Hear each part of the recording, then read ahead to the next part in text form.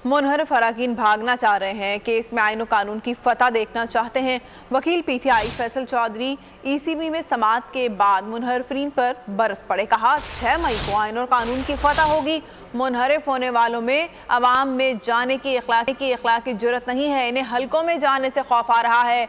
रहनुमा पीटीआई मलिका बुखारी बोली, मुनहरफ अरकान ने जमहूरी निज़ाम पर स्याह दाग लगाया। अवाम की ख्वाहिश है इलेक्शन कमीशन किरदार अदा करे। उम्मीद है आईन और कानून के मुताबिक सुरखरू होंगे।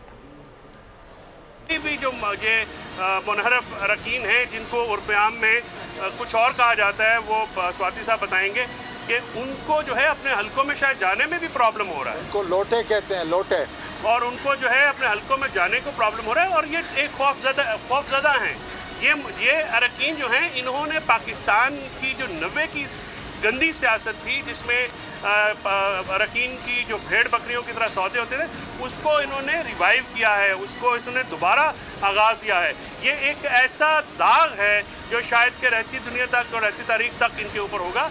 मुनहरफीन ने पाकिस्तान में आइन और कानून और सियासी जो हमारी एक तारीख थी, उसको वापस 85 और 58 और 90 की दहाई में पहुँचाया है।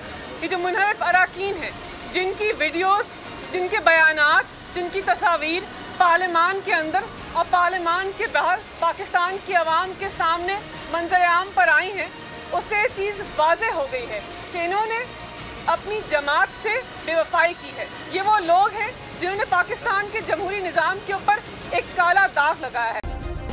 सब्सक्राइब करें और बेल दबाएं ताकि कोई खबर रह न जाए।